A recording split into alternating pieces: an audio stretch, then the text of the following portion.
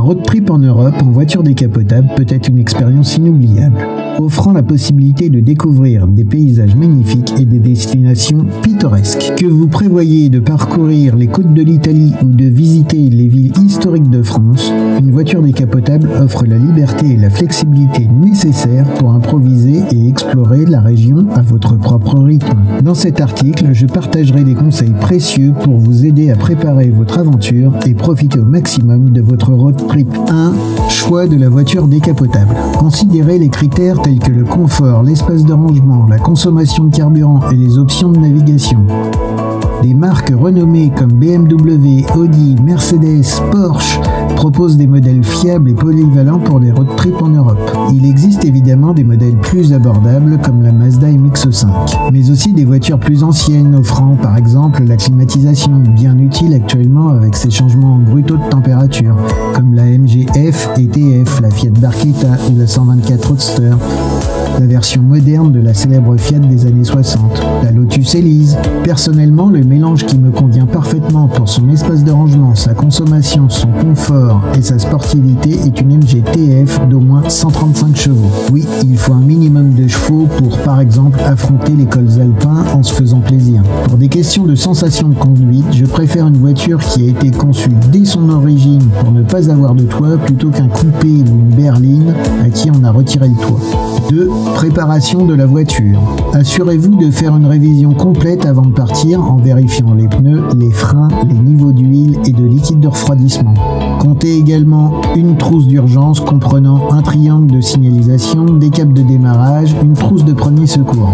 C'est une évidence, mais il vaut mieux limiter les risques de problèmes pour profiter sereinement de son voyage. Et ces entretiens préparatifs, ces accessoires sont indispensables à la sérénité, même s'il est préférable, et je vous le souhaite, de ne pas avoir à utiliser la trousse de premier secours, le triangle de signalisation et ainsi de suite. Mais au moins, en cas de besoin, ils vous permettront d'éviter l'aggravation de la situation.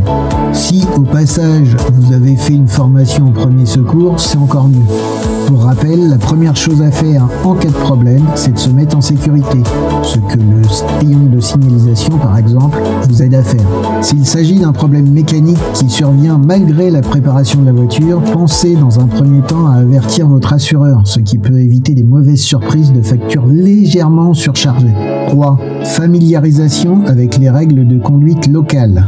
Renseignez-vous sur les règles de conduite spécifiques à chaque pays. Par exemple, en Angleterre, la conduite est à gauche, tandis que dans d'autres pays européens, les limitations de vitesse et les règles de priorité peuvent varier. Pensez également aux pratiques locales, qui ne sont pas nécessairement des règles.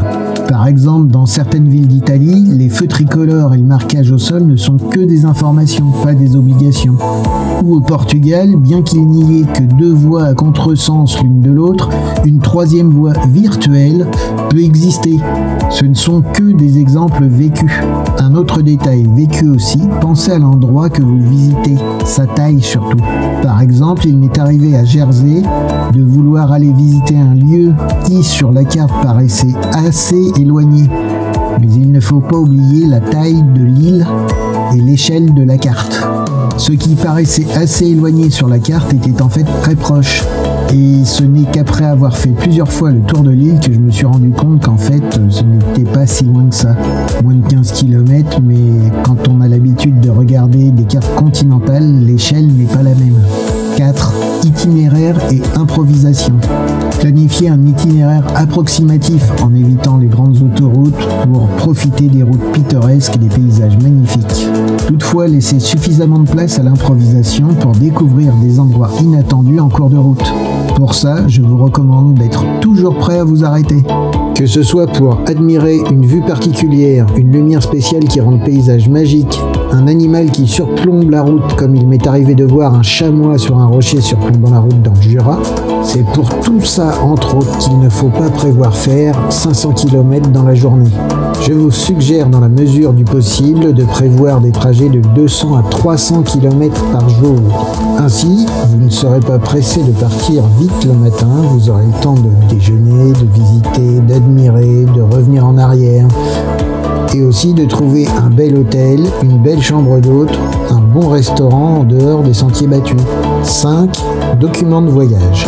Assurez-vous de disposer d'un passeport valide et vérifiez si certains pays exigent un permis de conduire international.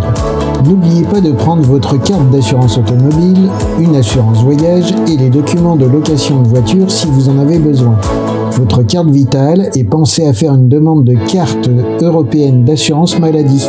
Soyez évidemment à jour de vos vaccins, pensez bien sûr à prendre avec vous vos traitements habituels et ceux contre les allergies auxquelles vous êtes sujet.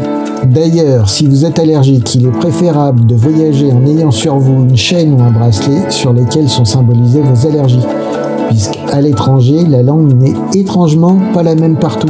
Un indispensable, mais qui est assez courant aujourd'hui, si vous partez à l'étranger, assurez-vous que votre opérateur téléphonique vous permet de téléphoner, d'envoyer des messages et d'utiliser Internet sur votre smartphone sans surtaxe ou à un prix correct.